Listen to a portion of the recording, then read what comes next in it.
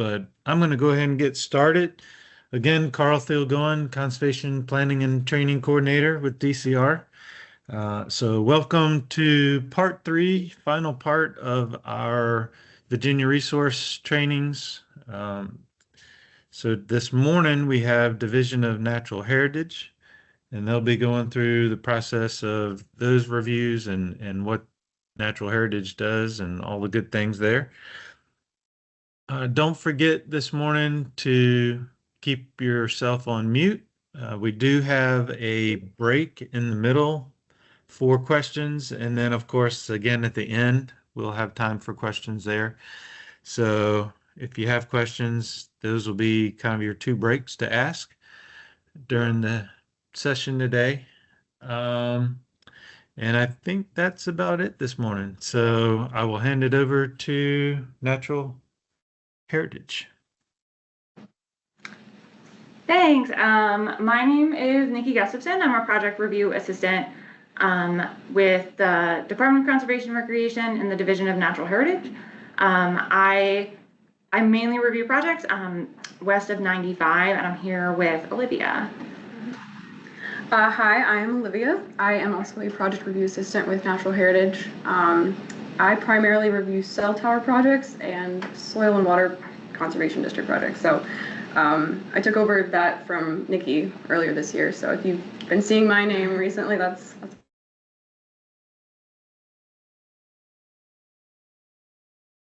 little bit of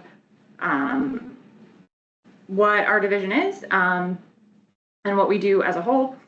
And then we're going to talk specifically about how you should submit projects for review, kind of moving from the CAS system into when you would need to submit for us and what that looks like. So can everyone see my screen?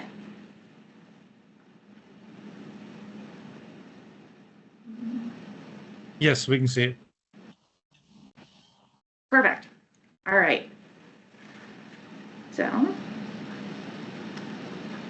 So the mission of the Department of Conservation and Recreation is to conserve Virginia's natural and recreational resources. There are 6 different divisions.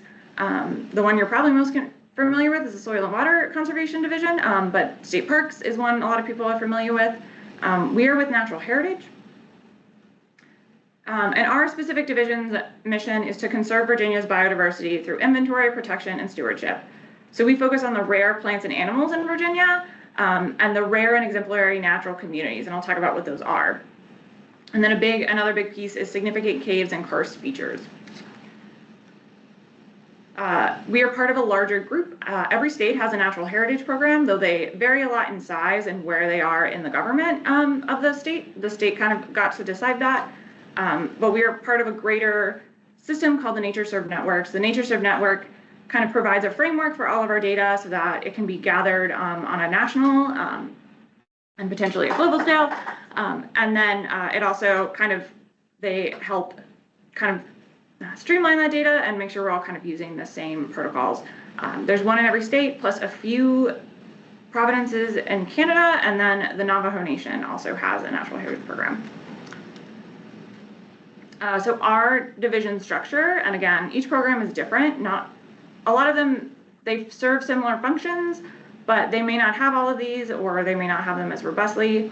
But our program is structured into an inventory section, a natural area protection section, a natural area stewardship section, information management, and then environmental review, which is where Olivia and I are from. So the inventory section kind of does what's in the name. They inventory the state. They survey the state looking for these rare plants and animals. They're trying to document where they are and the condition of the natural heritage resources.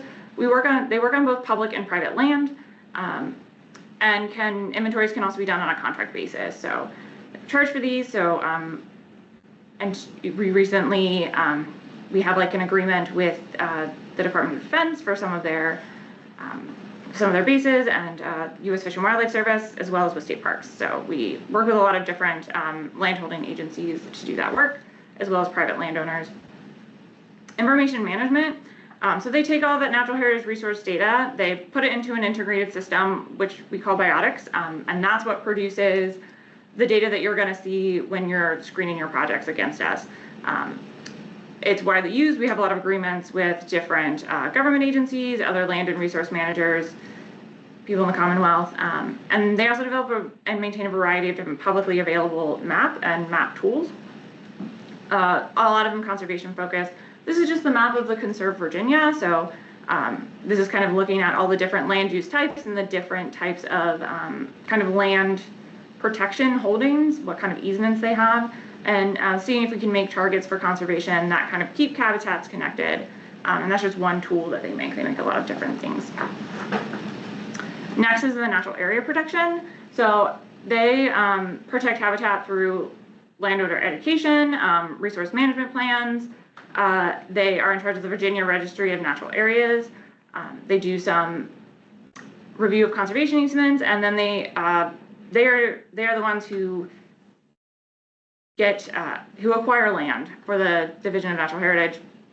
And that's, sometimes they buy it, sometimes it's left to us, just kind of depends.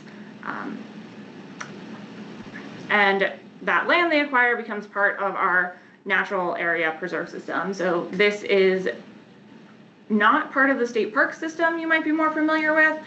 They have a slightly different focus, focusing more on preserving the resources, although a lot of them are publicly accessible. You just see less impactful types of recreation, like more trails and less kind of like creating lakes for fishing and things like that, that are part of the goals for state parks.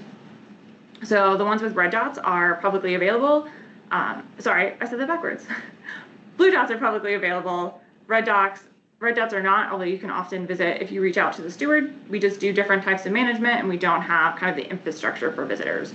But there are quite a few that are publicly accessible. We have 67 of them. We just created a new region in the southern Piedmont. Yeah, Southside Savannah is our newest, and we dedicated that this year, I believe. So stewardship manages those state natural area preserve systems. So that includes over 800 map locations of more than 500 unique rare plant and animal species and natural communities. We really focus on acquiring land that has these rare species we're interested in. Those numbers are probably actually a little old. It's probably much larger now. The stewardship has grown quite a bit. And so as part of that, they develop a lot of management plans. We use a lot of prescribed fire in combination with other agencies. They do a lot of invasive species control, and there's a lot of other research and education, and as we said, compatible outdoor recreation experiences. So things that are less impactful and can be enjoyed kind of manipulating and developing the land a little less. They also provide expertise to federal, state, and local agencies, and sometimes private landowners. All right, so that was a quick whirlwind of the other sections. We are in project review. Environmental review, sorry, we call it both. So we review projects. We're generally assessing the potential for these proposed projects to have impact on natural heritage resources. And then we recommend ways to avoid or minimize these impacts. We review roughly 3,000 projects a year. A lot of those are kind of permanent impacts. Your projects are something we would think of as like temporary impacts, largely like cattle exclusions and things are beneficial for water quality in the long term, but there's still potential that that construction phase can have some impacts, and so we're just hoping to make recommendations to kind of limit those as much as possible, so that there's not those temporary impacts to those populations, and they can benefit from the water quality improvement. We also have a locality liaison. That position is currently vacant. Our locality liaison took a new position in the division, in the protection section, but that position works with local governments and other conservation partners. The idea is to encourage a comprehensive use of our data and services into planning and decision making. So this is kind of before we're talking about a project level. This is kind of how a county or another type of local government is thinking about land use and development over the long term.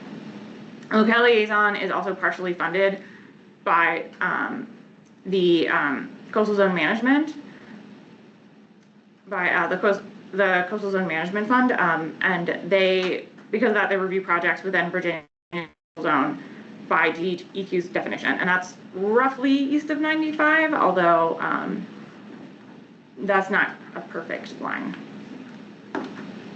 So in terms of where these projects come from, we get a ton from consultants who work for private companies.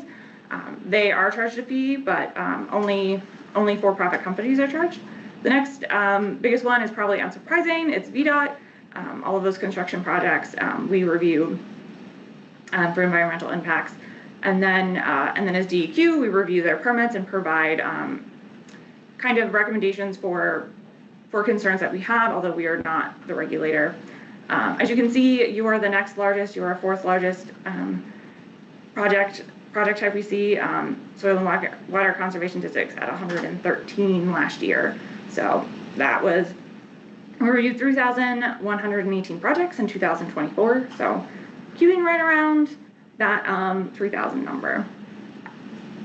So we've talked a lot about how we track rare species and using that data to screen for things or protect certain areas. So what are the things that we're tracking? So these are two of our resources. This is maybe salamander and American blue hearts. So we track both plants and animals. We track fungi and communities.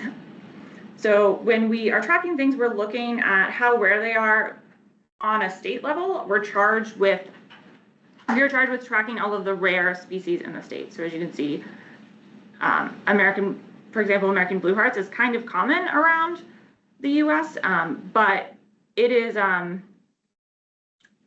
it can be rare in the state because of limited types of that habitat or specific pressures in the state causing its decline.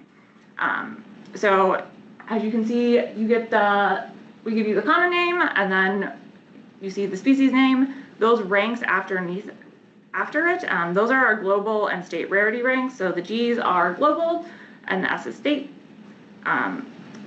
The lower the number, the rarer it is. So a G1 or S1 is critically imperiled, and a G5 or S5 is secure in the state or globe, depending on which one we're talking about.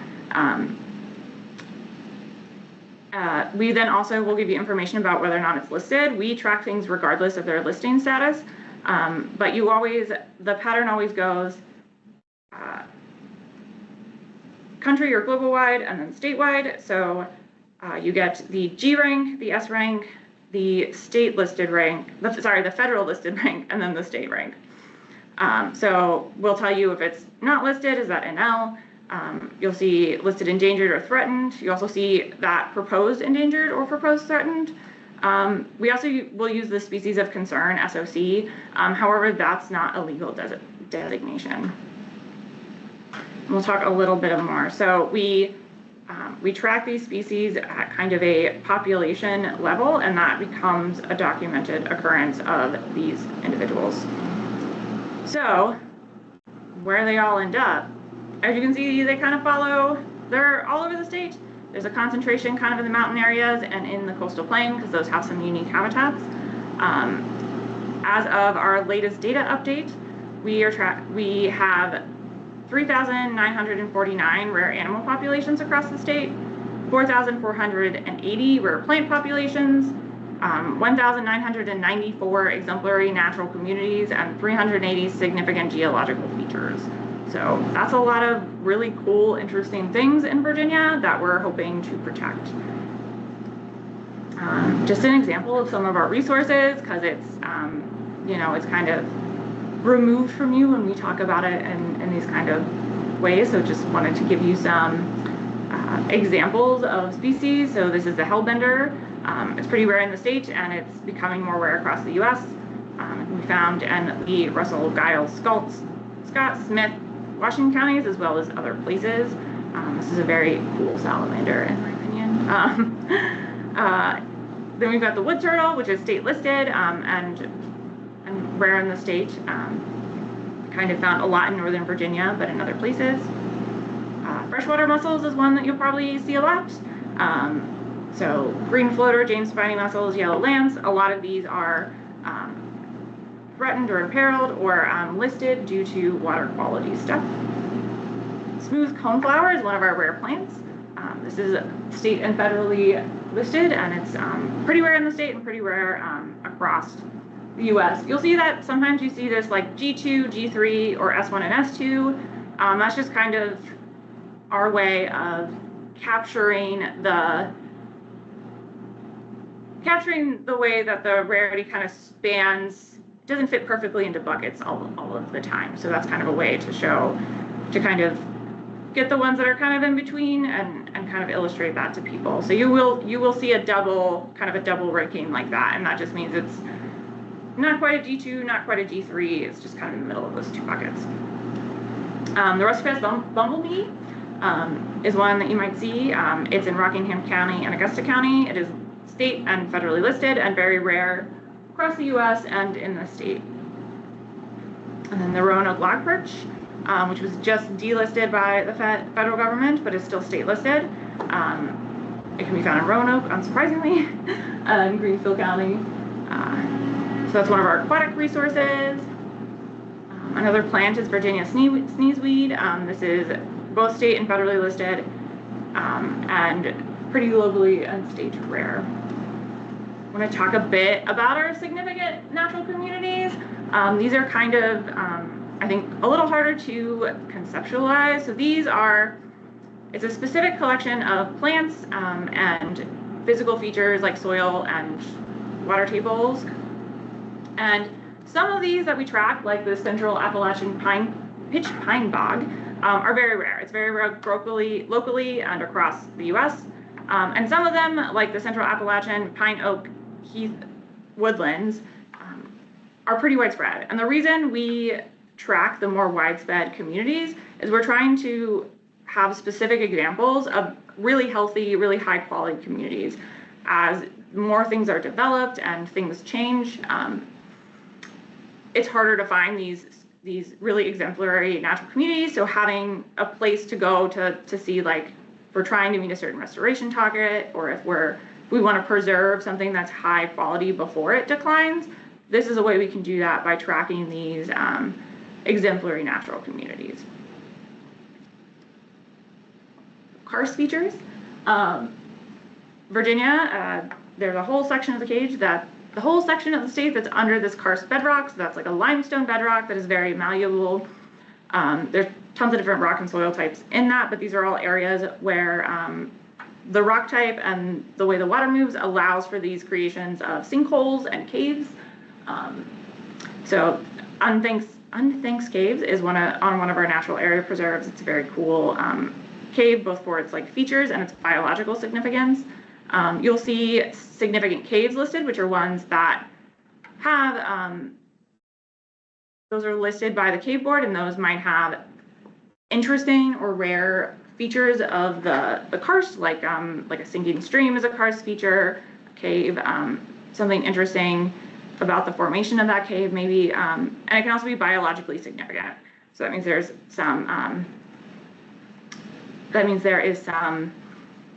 there's a good variety of rare biological species. So some of the things you'll see come up, see the Madigan Cave isopod come up a lot. That is both state and federally listed. It's rare in Virginia. It has an interesting G rank.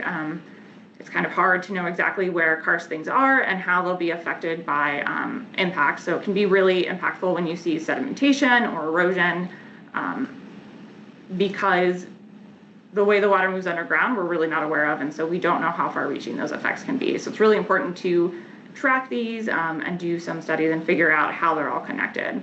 Another one you'll see a lot is bats. So this is a bat species with white nose syndrome, which has been kind of causing the decline of a lot of bat species, particularly the little brown bat and the tricolored bat, but others as well. So that's leading to a lot of decline of these species. So why do we track rare stuff and not listed species? So these numbers are a little old. However, I think the proportion is illustrative and kind of the same. We've just tracked more things since then. So of all of the species that we track, which would be species that are state rare, so S1 and S2s, some of those are going to be G1s and G2s, and some of them are going to be more widespread, but 377 of them are globally rare. That's 214 plants and 163 communities when we pull these numbers. So those 163 communities are not listed by any entity. There's just not a mechanism to list community types, but those intact communities are really important in terms of the health of a lot of other resources and a lot of ecosystem function. 42 of those plants and animals are federally listed, so that's a very small proportion. 24 of them are not federally listed, but they are state listed. So that's like 66 of 377 are protected. So that's 311 G1, G2 NH resources that are unlisted. Of those, 93 of them are only known from 2 or 3 locations. And 140 of them are only known from 1 location. So these are species that might not be protected because we don't have a mechanism for it, like the communities, or it might be because they're not in a decline. They are just rare because their habitat type is specific. So they're not being tracked or listed under the federal or state system because they're not meeting those kind of criteria. But just one construction project, one digging a hole in the wrong place can wipe out an entire population, an entire species. For some of these ones that only occur in a couple locations. So it's really important to know where they are, to understand the distribution, and to kind of provide guidance when we think we could be looking at some pretty catastrophic destruction from these globally rare species only known in a couple locations. So I'm throwing a lot at you, but there'll be a break soon for questions. Hopefully this is making some sense. So the way we kind of deal with our data is we take these documented occurrences of populations or communities, and we create these conservation sites. So these are defined areas of land, or sometimes water, that have one or more natural heritage resource, but it includes the surrounding habitat or buffer necessary to protect that resource, right? You can't it doesn't matter if you haven't,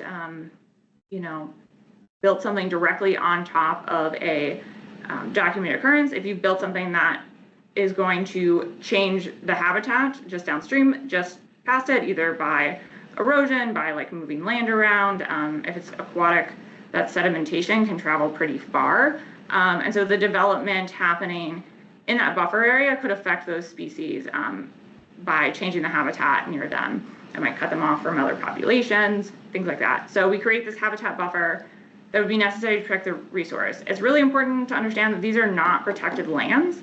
They're areas that we think would be important for that particular EO, and so we use that for a lot of different things that I'll talk about, but there is no protection on conservation sites.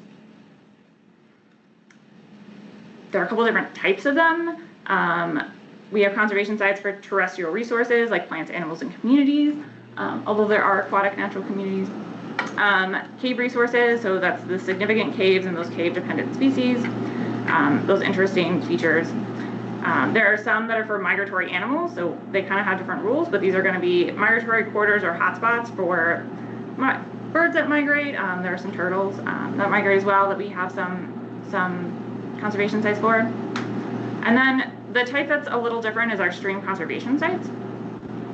So these stream conservation sites, because they're protecting aquatic species, it includes the stream reaches in a portion of the catchment area, because when you get that erosion, it can affect pretty far downstream. So we want to make sure we're capturing kind of how the whole area that could be affected. So it's 150 meter flow buffers on either side. So these are some illustrations of those. So the orange lined one there is a bridge that bats are known to nest under. So these are human-made habitats. Quarries are really popular for some birds of prey. There are some falcons that nest in enrichment on the buildings. And then you can see an example of our stream conservation site next to it. So those can be pretty large or small, just depends on where in the stream range they are, and kind of our concerns about their movement there. Like our resources, we also rank these in terms of their value for biodiversity. So when we're ranking a conservation site, we're looking at how rare the species are in the site, what quality are those populations, like are they large, are they robust, like is the habitat good or is it degrading? The number of those natural heritage resources, a lot of these conservation sites have multiple resources contained in them, and that's going to be a big factor into if this unit is something that we have a lot of concerns about. They're all important. We're going to make recommendations for all of them, but the best ones with the rare species, more species, high quality populations and habitats are going to be our B1, that's our outstanding significance, and B5s is like at the bottom of our scale, that's that general significance. All of our rankings kind of follow this system. 1 is going to be, high quality, high concern. B5 and 5 is going to be our, still important to protect, but not as critical maybe as some of the others. This is a little table just to kind of give you an idea. As the quality of our species goes up and as their rarity increases, you get higher B rankings. So what do we use these for? The main thing is screening, not the main thing, but from our perspective in environmental review, and what you're going to see is screening projects for potential impacts. If we're just screening on those tiny EEOs, we're going to miss some of the impacts to the surrounding landscape. We're not going to capture kind of some of those impacts. So that conservation site is really helpful for that. It can be used for local and regional planning. They can be targets for acquisitions and easements, and guide priorities for restoration activities. They're a key factor in that Virginia Conservation Vision and Conserve Virginia, which is a product our information management creates. This is a little example of where those are in the state. So there are 1,807 conservation sites at our last data update, which was like 2 weeks ago. We update for roughly every quarter, and 682 stream conservation sites. So as you can see, the heat map is very similar in terms of where our resources are because these are built around those. The other kind of data tool that we use to kind of create our priorities and screen against are these predicted suitable habitat layers. So we have created 184 models for species that we tracked. We started with listing species and listed species and then are just kind of doing the more rare ones now. We have developed 184 models, and this looks at the known locations that are in our data and what environmental conditions go with are in common between all of those locations. We then run some predictor layers. It's a lot of different data, such as slope, elevation, habitat type, just like a lot of different stuff, land cover, and then the software kind of tells us where the probability of similar habitat conditions are for each of these species. It kind of gives you, how likely they are across the whole state. And then what we do for the review threshold is we have designated a threshold for that we feel comfortable with for predicted habitat. And then we kind of outclip all those ones that have that high probability and use that to screen against. And then those get stacked into a predicted suitable habitat summary, which you can see here, which is on NHDE, which we're going to talk about. And you can kind of see where the hotspots of potential habitat is. Again, it's kind of clustering in the mountains and in the coastal, because that's, we have just a lot of interesting and varied habitat conditions there, which produces a lot of rare species. This is just another kind of illustration of what that looks like. So this is Michelle Sumac.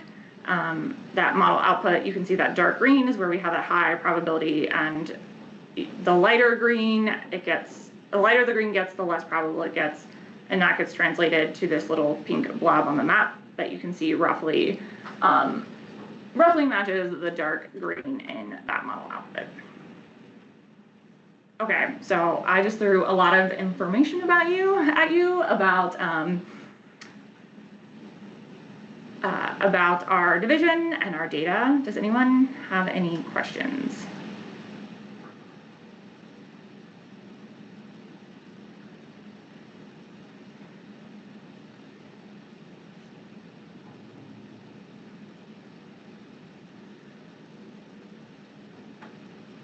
Okay.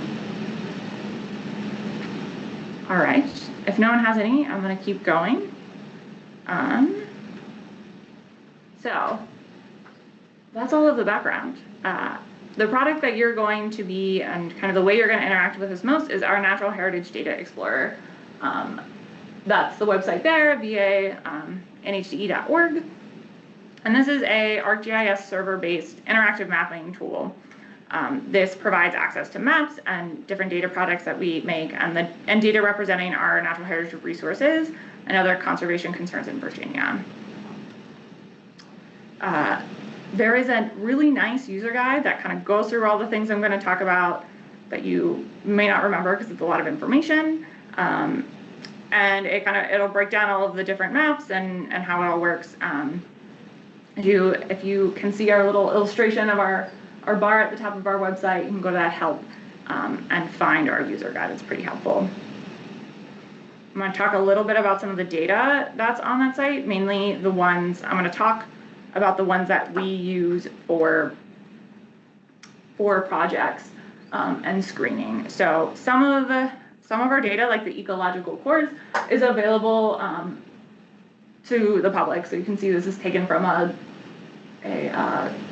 before it's logged into. So these are areas of intact habitat, largely forest, but there are some like marshes and stuff in the coastal area. Again, that C1 and C2 are our highest quality, and C5 is more general. So those high ranked cores are going to be highly intact. They are going to be very connected, and they might support natural heritage resources. That's also a piece that goes into it. And there's some more information about that in the user guide and on the website if you're interested in kind of the leads of that. To see our conservation hour data, you have to have a subscription, which we'll talk about. This is showing our conservation sites and our stream conservation sites, what that kind of looks like when you are logged in. You can see that there's those documented element occurrences. That's not data, you can see that because one of us has logged in as an admin. That's not data we make available to the public. And here you can see, if you click on it, it'll give you a little information about it. Just some kind of that biodiversity ranking we talked about. The legal status tells you if anything is listed in that's associated with it. And then they're going to talk a little bit of the description about it. And then we're going to get that predicted suitable habitat layer. It's really important to note that this is not intended to be used in place of a review. As you can see, this is just telling you kind of the concentration. So that whole green area is less than 3 species. That could be 1, that could be 2, that could be 0. And then that darker green is that higher. You can see that concentration again in the mountains and again in the coastal plain. So how does the screening process work? So to submit a project, you do need to have a subscription. But when you put in a project, we're going to buffer that by 150 feet. I'm going to screen that against our document occurrences and our conservation sites. And that's something we do automatically. You don't need to put in a buffer. Please don't put in a buffer. That's something NHDE does for us. And then we look at the project without a buffer and we screen that against our PAs, our predicted suitable habitat summary, our stream conservation site, and a few other screening layers like our karst bedrock screening layer, and like the dia-based soils is one. Northern Virginia, there's a lot of rare plants associated with that. And then you'll get a report from NHDE with what your project intersected and the next steps. So that looks like this. You will get a report. This will come to whatever email you submitted this under. So if we ask that you make your own account, we don't charge for those, but it's going to come to whoever you submitted it under. You're going to see all the information you put in up here, which we're going to talk about soon. And then you can see we've got your information there. I get this report as well, and that's how I know how to address it, where to send it. And then you're going to get a report with the data, so you can see the conservation site that was intersected. There were no documented occurrences intercepted here. And then the predicted suitable habitat model, the predicted models, that's going to include our predicted suitable habitat models, and also here you can see the karst bedrock. So you'll see some recommendations for some of these, not all. Some of them we have kind of standard language. This is our standard karst language. And then you'll get a map of your project area and kind of what it intersected. So that salmon is the predicted models, and the conservation site is that blue, which you can kind of see. It's a little hard to tell when they're layered on top of each other, but that's the map you get back. And then you'll get a report with a letter from us. So this is, we're going to talk about how to interpret this, but this will tell you whether or not you can expect a letter from us, or if this is going to be the only coordination you get, and if you should just take the recommendations that came automated, or if we're going to follow up with more information. All of the soil and water conservation districts are tier 2 data, so that means that you will see the conservation site you hit. And this one, a black sculpin document occurrence was hit, so you get that information, but you only get that information if you intersect directly on the documented occurrence. There's tiered access to that data, and so what you get back kind of varies on that.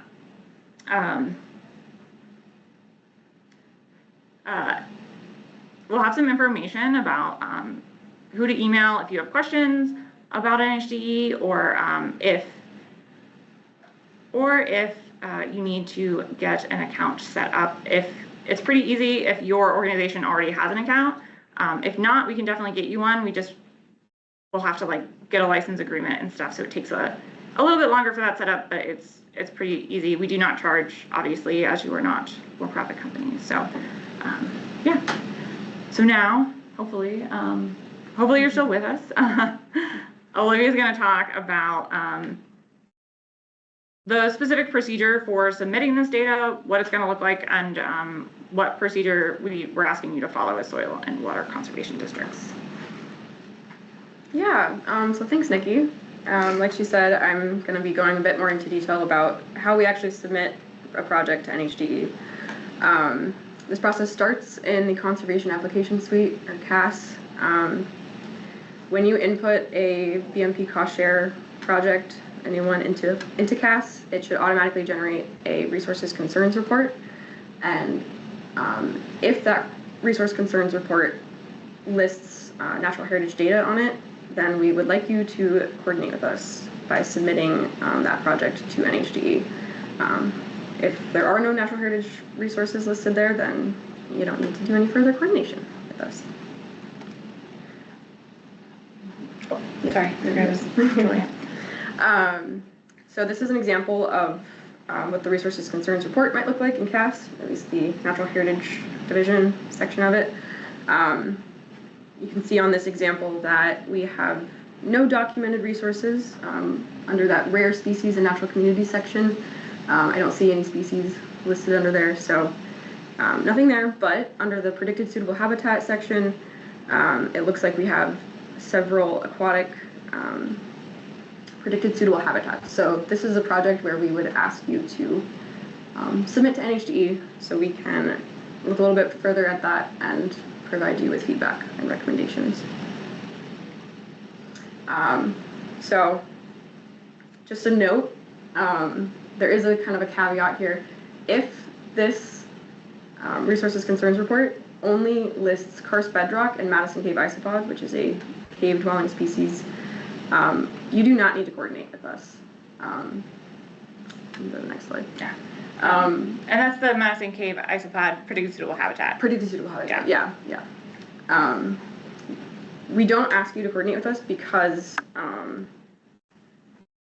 as of July of last year, we incorporated our standard recommendations for this set of resources into CAS. So you should already have access to what we would say to you if you had submitted this to NHDE. Seeing karst bedrock and the Madison cave isopod predicted suitable habitat is a fairly common occurrence.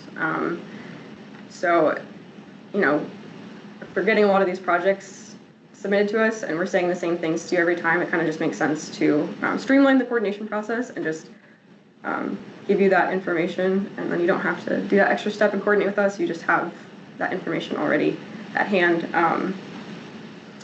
If you have any questions about where to find those recommendations, that's a question for soil and water, DCR soil and water, because I think that should be in your procedures handbook or guidance, but we don't have access to that, so do ask soil and water about that if you have questions. Another note just to make is that due to the listed status of the Madison cave isopod, even though we're not asking you to coordinate with us, we do still recommend that you coordinate with the Department of Wildlife Resources because they are the regulatory authority for that species. Okay, so this is just, we're looking again at the flow chart I had earlier, but this time we added that little caveat in there. Again, if your project intersects only karst bedrock and Madison cave isopod, you can pull the standard recommendations from the CAS guidance. You don't need to submit it to us. Okay, so here's just an overview of the steps for submitting to NHDE. I'll go through this kind of quickly, but then we'll go into each step in a bit more detail. So first step, we want you to export the ground disturbing components from CAS. Second, we ask that you export the aerial and topographic BMP maps from CAS.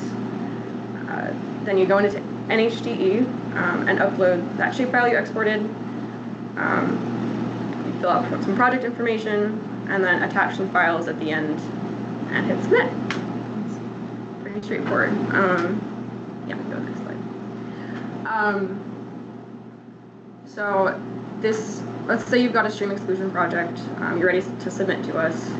In CAS, there should be a button that looks like the one circled in red here. If you click on that,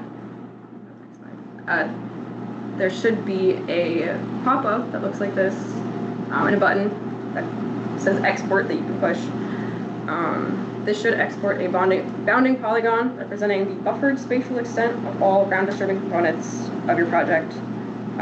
It will export as a shapefile, and this is the shapefile that will contain the project area that you're going to submit to NHDE. And you're going to leave that in its little zipped folder. That's how the system likes to, it needs all those files, and so leaving them zipped allows it to use them, get them all uploaded correctly. Mm-hmm. Yes. And again, if you have questions about the CAS side of things, please ask Soil and Water. Nikki and I can try to help, but we don't have access to these systems, so it's a little trickier for us to help on this part. But yeah. So before we leave step one, exporting ground disturbing components, what counts as a ground disturbing component? So per our agreement with NRCS, we count activities like the installation of water pipelines for livestock, stream crossings, and tree plantings. We count those as ground disturbing. We do not include fencing as a ground disturbing component. But luckily, conveniently, CAS is set up to export only the ground disturbing parts of your project, so you don't need to really decide that each time you're going to export your project. It'll just do it for you, which is nice. So step two, these are some screenshots of what it should look like when you're exporting maps from CAS. I guess the important thing to note here is that you have the ability to turn off and on the visibility of certain features before you export them out, and so you can experiment with this to try to make the map that you produce as clear and legible as possible. I think there's more guidance about how to export these maps in your procedure document. So these are some examples of good maps that are helpful for us to see. A good map will help us be able to interpret the work being proposed for the project. I think one of the most important things when creating these topo and aerial maps is that it's legible, it's clear what is going on in the project. These maps in particular are like nicely zoomed in to the project area, the parcel. The map isn't too cluttered, we can see what's going on. But this is an example of the best map, the map that we prefer to see. It is an aerial, there's an aerial base map on it, and then there's an overlay on top of it with the project BMP plan. This is just topographic maps are a little bit more difficult to interpret sometimes, so the aerial with the BMP on it is very helpful for us. And here, again, the zoom level is good, where we're zoomed in as far as we can while including all parts of the project. But things are not too cluttered. We can see what's going on there, and it's pretty intuitive and easy to understand. Okay, so next step, you're going to go to NHDE, and then this is where we're going to upload our shapefile that we exported earlier. So you can click you're going to navigate to the map tab on the website, and then click the Create Project button, and then you can click the Upload Shapes button to upload files from your device. It looks like that folder icon right there. If you're not seeing the Create Project button, make sure you're logged in correctly. That is not, you won't see that when you're just looking at the public view. Yes, good point, thank you. So once you have clicked the Upload Shapes button, it'll open up a box where you can navigate on your computer to the zipped shapefile folder that you downloaded from CAS. So, I think CAS usually exports these shapefiles with some long file name that starts with components bbox and ends with this crazy string of numbers and letters. So that's what you'll want to go find for your project.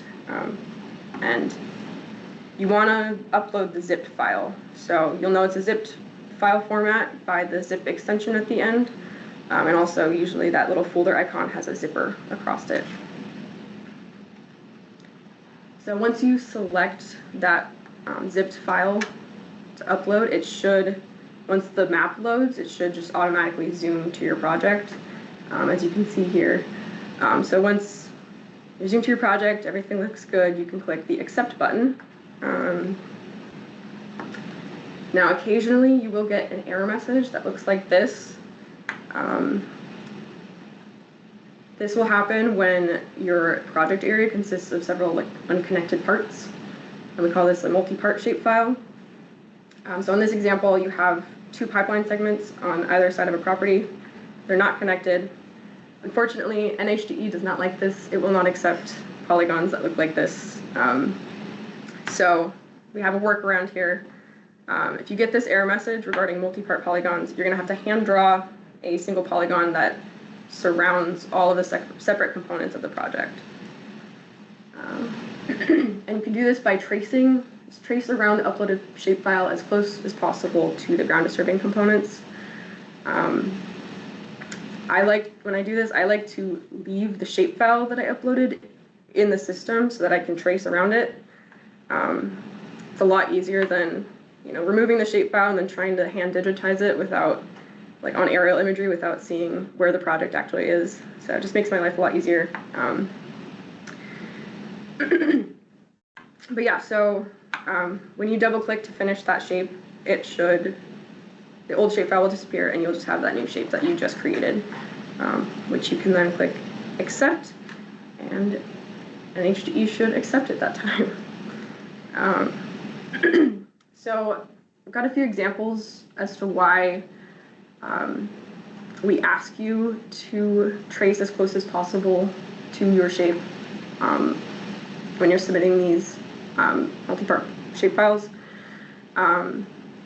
Project area really makes a difference. So as you can see in this example, we've got two different project areas. One, there's a purple parcel shape kind of around the outside, and then a red shape on the inside that represents the ground disturbing components of the project. So if you were to submit this purple project area, it would intersect that green conservation site. And then that would get sent to us for further review, and you would get your project back, your comment letter back in 30 days.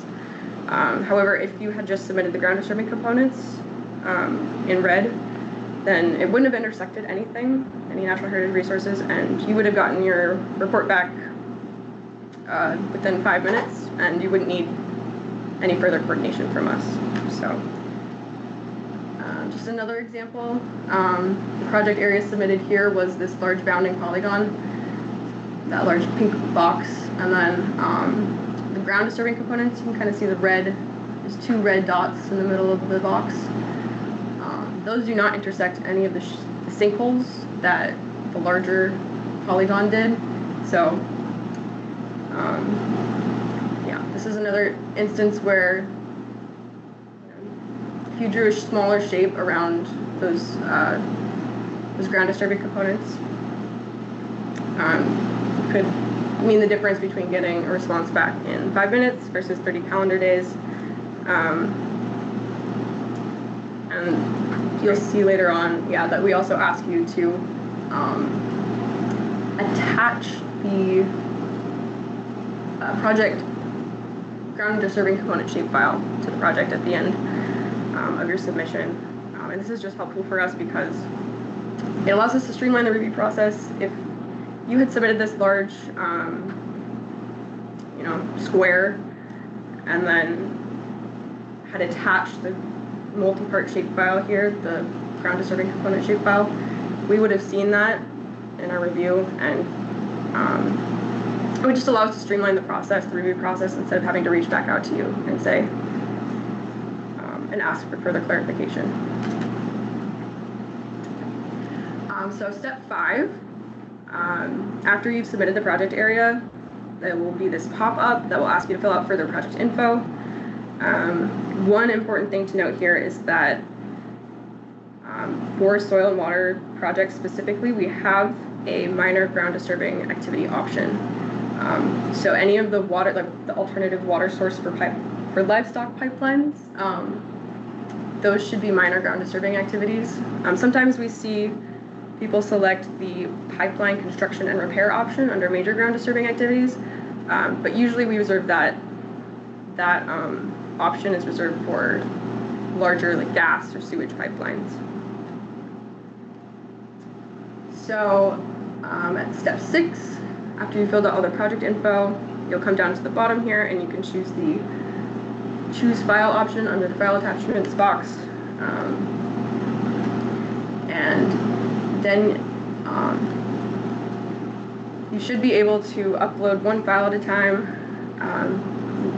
And just choose file, navigate to the file on your computer, select it, it should upload. And you repeat until all of your project documents have been attached.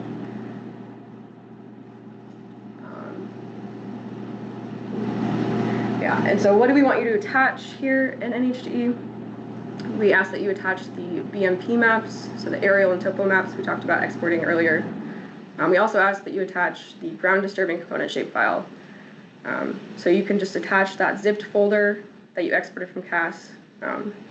This might be the same project area that you submitted to NHDE. It also, if you had a multi-part shapefile and you're having trouble submitting that project area, you can attach it in this section, and that will help us streamline the review process.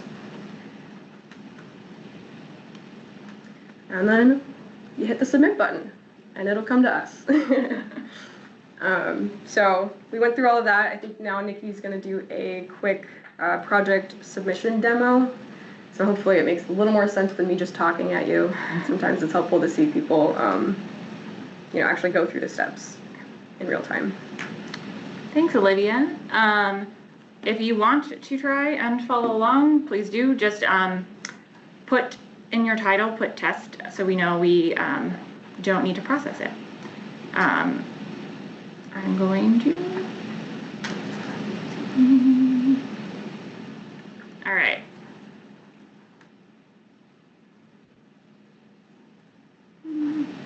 Is everyone seeing the NHDE website?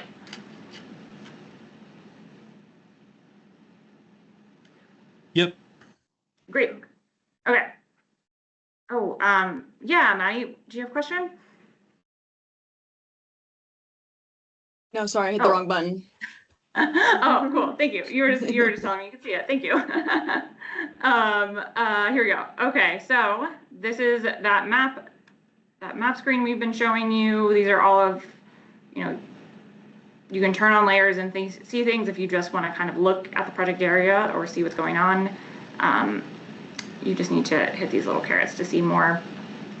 But again, you're not going to see all of these because this is my admin account. The tier 3 is really only NH like us at the Division of Natural Heritage. So you won't see all of this, but you'll see that habitat summary and our screening layer, as well as all of the other things down here are public and above, I believe. All right, so you're going to go to this create project. Again, if you don't see it, you might not be logged in. You'll see the zoom in closer. You really only need to mess with the zoom if you are hand digitizing, hand drawing. So you can just upload a shapefile. I'm going to select, it gives you a reminder that you want to have all the parts of an Esri shapefile. We didn't mention this, you can use a KML file, but or GML, so those are things that like Google Earth uses, but I don't think that really pertains to you because that CAS system is going to give you that ground disturbing polygon, and if you don't go through that, you might be submitting stuff you don't need to. So you're going to select your file to upload. Then, probably shouldn't be focused. Okay, so I'm going to show you first a connected polygon. So you're just going to select that, it's going to zoom, and then I can hit my accept button. You just want to take a quick look and make sure it should automatically project it, put it in the right place, but just double check that it looks roughly in the correct place before you accept it. And you can always reach out if for some reason something odd is going on. Hit that accept button, create project. Okay. All right, so then we have this in-stream impact. What we're talking about there, that might be a stream crossing. If you need to trench a stream or something to cross it, that would be in there. And then we've got our ground disturbing activities. There is an other if you need to do that, but as you can see, I think most of your projects are going to fall into these hand digging, manual tree removal, planting with no excavation, and alternative water source for livestock. And it's in the major versus minor is going to be important in terms of based on a combination of the resources and your activities. That again will either get you a report and get you all of your recommendations in 10 minutes or in 30 days. And if you're not getting a report, please reach out to us and make sure we've got it. If you're not getting your report, that might be an error with NHDE. All right, so the project description, so alternative water source, pipeline, installation, tree planting, just kind of a quick overview of all of your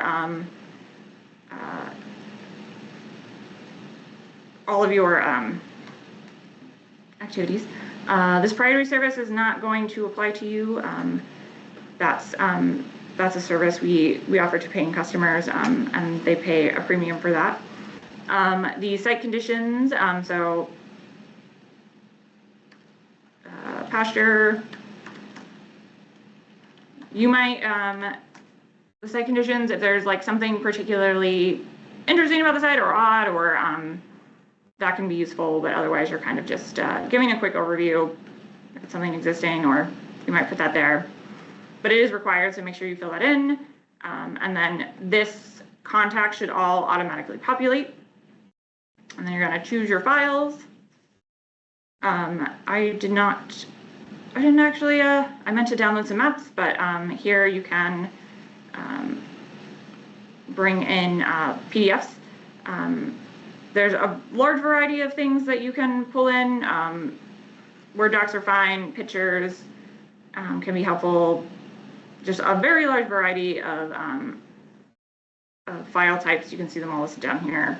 If you're having trouble with that, let us know, but it should be pretty easy. And again, we just really want your maps and the shape file for the project. And again, when you're uploading here, to leave it zipped, make sure you hit that upload button. It'll show up like that. You can remove it if it's incorrect, but you got to choose it and then upload.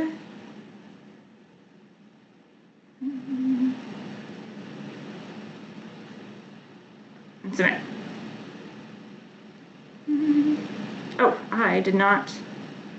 So if you don't pick anything for the ground disturbing, it will give you this error message. So if you don't have any major ground disturbing, you're going to choose that NA. We just want to make sure, that's just to kind of make sure that someone who is not choosing an activity is, it is not because they missed it or forgot, it is because they're actually not doing any of those activities.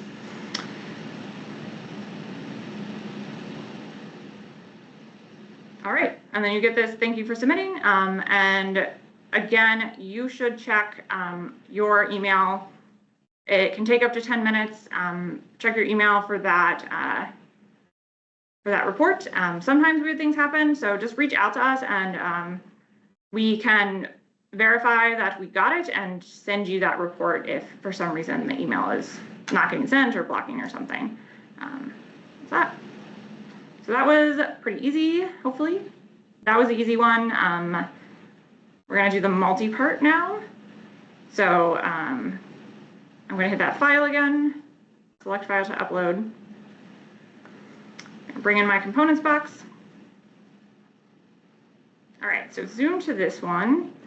And this kind of looks like one shape, but you can see here there's this tiny string crossing that is not connected to the larger part line. So if I hit accept, I will get this error message, this draw all toolbox error.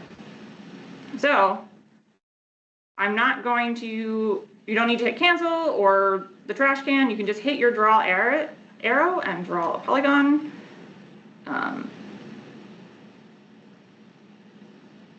And like Olivia said, I'm going to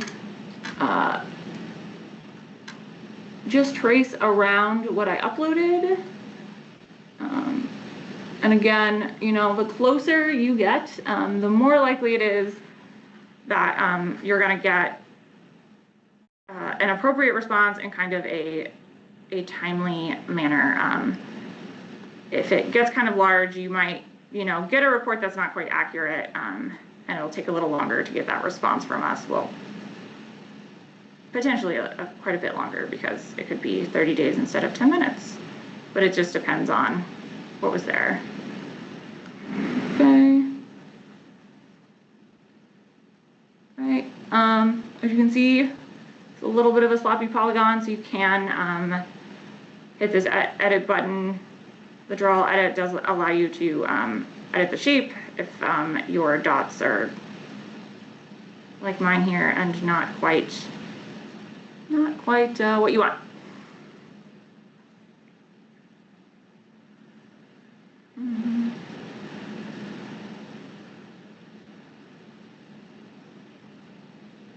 You'll see options to like edit and buffer, but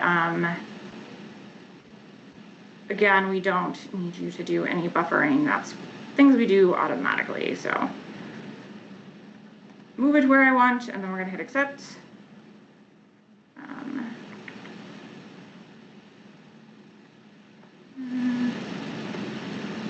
Do that very sloppily. We're gonna do it again. I think I overlapped a little bit. You have to be kind of careful when you're doing your little dot, when you're doing your trace over, because that can, you can kind of accidentally create a multi-shape polygon by kind of overlapping yourself a bit.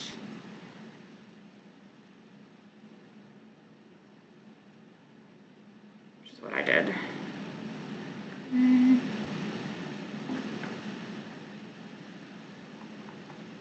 I'm going to contain that string crossing.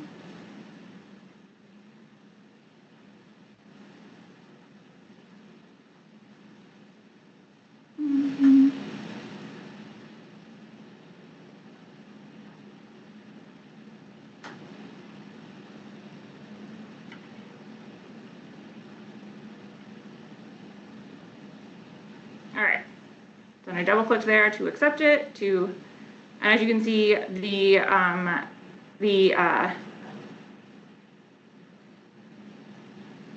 original uploaded polygon is gone, and you can just see my buffer drawn, my shape connecting the two. All right, so now that it accepts that, we can do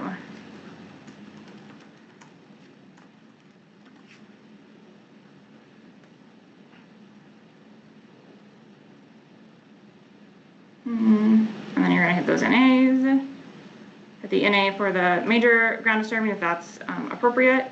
You know, there might be some instances where you would maybe use some of these major ground disturbing activities. We just kind of pointed out because this pipeline construction and repair is geared towards much larger pipelines, and we want to make sure that you're not selecting that, because that's gonna that might trigger it for extra coordination when it doesn't need to be. Again, make sure all of my information here is correct. I would put all of your project information here, the comments, you know, if there's anything you feel like we need to know or issues you had, you can put that in there. I'm going to, again, upload my components box so that, you know, if we're looking at it and we need to get an exact location for that stream crossing and make sure there's nothing in between the two that's triggering, we can do that. And you're gonna upload your maps.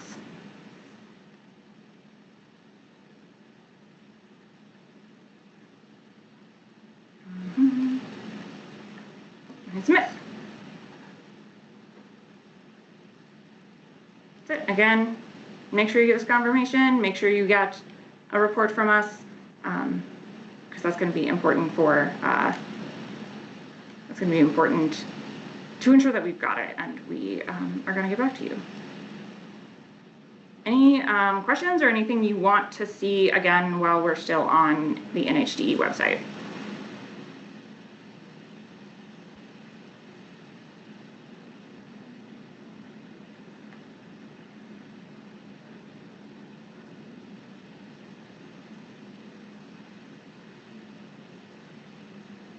Okay. Hey, good morning. I have a question. Sorry. Yeah. Regarding the resource concern report and the hits that we get, is it anytime we get anything under your DNH that we need to notify you? It doesn't matter the ranking or anything like that. It's just if we see it, we got to tell you. Okay.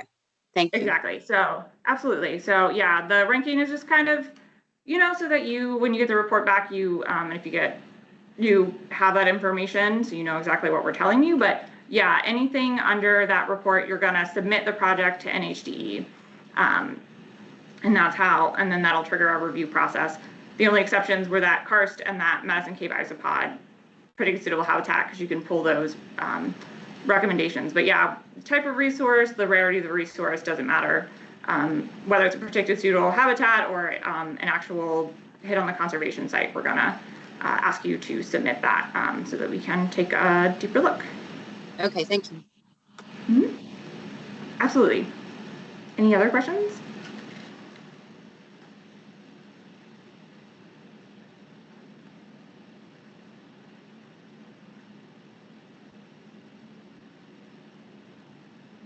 All right, I'm gonna hand it over to Olivia. But feel free, if at the end you have more questions and want to see any demo again, we're really happy to pull it back up for you guys. Hand it back over to Olivia, and she's going to talk a little bit about what you're going to get back from us and how to interpret the report you get from us and what that means going forward. I'm going to reshare my window. Okay. All right. Are we seeing the PowerPoint now?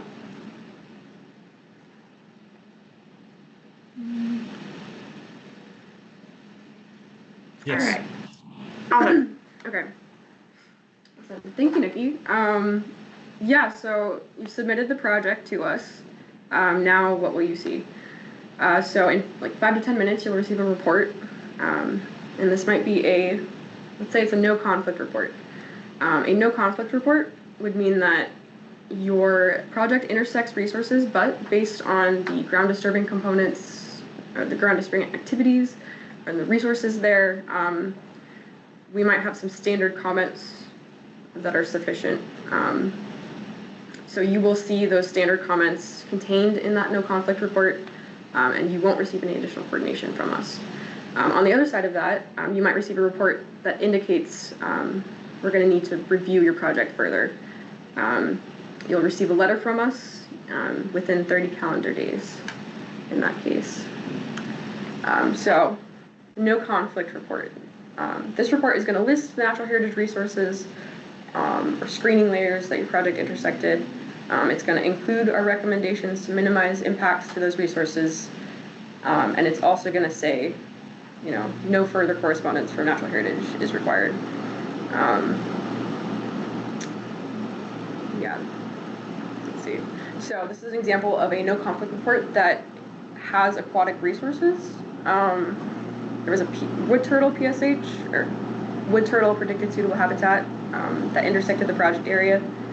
And depending on the work that was proposed with this project, an intersected aquatic resource layer may not always receive additional coordination from our office. So in this case, this project likely had no in-stream impacts or major ground disturbance. So if you see at the bottom of the screenshot, there's an aquatic resource recommendations paragraph. Those will be our recommendations for this project. And those will address the concerns that we might have for that predicted suitable habitat. So, go to the next slide. This is an example of a no conflict report with karst resources. So, this project intersected karst bedrock in Madison Cave isopod. You can see the report lists our standard recommendations, which includes language about minimizing ground disturbance, using erosion and sediment, best management practices during construction. It also recommends that you contact our karst protection coordinator, Will Orendorf, if undocumented karst features are discovered in the process of completing that project. It also recommends coordination with the U.S. Fish and Wildlife Service and DWR for the Madison Cave isopod. So this is an example of standard language that you might receive with this kind of no conflict report. But if you remember from our slides earlier, ideally you wouldn't be getting this report back from us at all.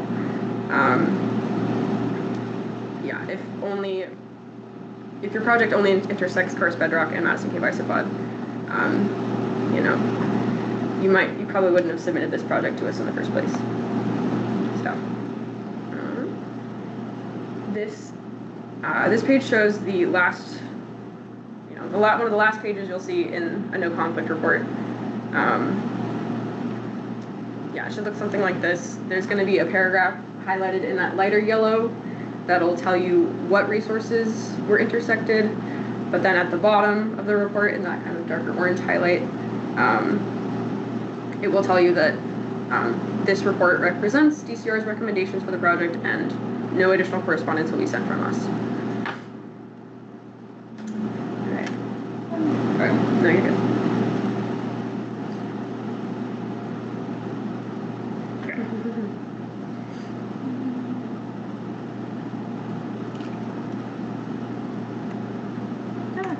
All right. So, now what if you receive a conflict report? So a conflict report would be when your project intersects natural heritage resources, and we want to take a closer look. So, yeah, sorry. For conflict reports, this is going to be our 30-day turnaround. Usually we will end up consulting biologists, DCR biologists, in the process of reviewing this project. And those biologists can and do make recommendations on resources or potential habitat that aren't necessarily listed in the initial report that you receive. So based on their professional expertise, you may end up seeing something in our final comment letter that you didn't see in the initial NHDE report. So this is an example of a conflict report. This project intersected the Furnace Mountain, Torque Mountain, Harriston, Mount Bethel Ponds Conservation Site. And it also intersected a karst bedrock PSH, or predicted layer. And you can see at the bottom of that report, because it did intersect karst bedrock, we have some standard karst recommendations. Yes, and then the third page of the report for this project, you've got the map. This map shows the conservation site the project falls within, and that peachy color would have been the karst bedrock that it also intersected. You can't tell exactly that the karst bedrock intersects with the project area necessarily from that map, but it's under there. So the final page of this project, this conflict report, kind of like the no conflict report, will have a paragraph that shows that your project has intersected natural heritage resources that have been documented there. And then at the bottom, it will say, please allow up to 30 calendar days for a response. That's how you know that we plan to get back to you with a comment letter in 30 days. Yeah. All right, and so this is a third scenario that you may see, hopefully not, but this is what a no comment report looks like. So you can see that under the conservation site header, the site name header, the intersecting predictive models header, there's no species listed there. And additionally, in that map, the map provided, we don't see any intersects with any natural heritage resources. So this means that your project did not, it didn't intersect anything, it didn't hit anything. And so theoretically, this project would have been filtered out by the CAS system. This is a project you would not have needed to submit to us. So if you do get a report that looks like this, just know, oops, well, I guess I didn't need to submit that in the first place. Just saves you one less step. We haven't seen many of these, to be honest, in a long time. This is an old report, but just got to put it in there just in case, just as a little reminder. And if for some reason you are getting these no comments and you're not seeing anything in CAS, let us in Soil and Water Conservation District know, because you shouldn't run into that scenario. Yeah. Yep. Okay. So what will our letter say? Our letter might say no impact is expected. So we don't expect any adverse impacts to natural heritage resources from your proposed project. It might also identify species in the project area that have potential to be adversely impacted. And if so, we will provide recommendations on how to avoid those impacts. We will usually also recommend coordination with the appropriate agencies. So for federally listed species, we recommend coordination with U.S. Fish and Wildlife Service. For state listed animals, that's DWR. And for state listed plants and insects, that's VDACs. Now DCR does have a memorandum of agreement with VDACs that basically allows us to kind of do the initial screening for state listed plants and insects and kind of make that determination of whether or not There will be impacts to plants or insects, and then if we do decide that there will be impacts, we would recommend further coordination with VDECs. Other comments for soil and water projects that we often make are DCR supports efforts to improve water quality, because that's the point of a lot of your guys' projects. We also will usually recommend native species when you all are planning to do plantings with those projects. And finally, we do recommend that if the project changes in any way or 6 months have passed since you submitted the letter and the project has not yet occurred, we recommend that you resubmit to us so we can provide you with updated comments, because our data changes all the time. We get new information, and so yeah, we just ask that you coordinate with us so we can give you the best information possible. Next slide. Yeah, so if you have any questions, as Nikki was saying earlier, specifically about the Natural Heritage Data Explorer access, if you don't have an account, you can email NHDE register@dcr.virginia.gov. We do have NHDE trainings available at least quarterly, and the email for that would be nhdtraining@dcr.virginia.gov. You can also always contact Renee Hypes, our environmental review coordinator, with further questions, but yeah. All right, and that concludes our project or presentation. If y'all have any questions, please feel free to unmute and let us know. And then if you have general questions about the process, or if you like you submitted a project and you're not sure if we got it or there were issues, that nhreview@dcr.virginia.gov is the best way to contact us. That is a email that gets checked many times a day. So hopefully we will be able to get back with you pretty quickly. But yeah.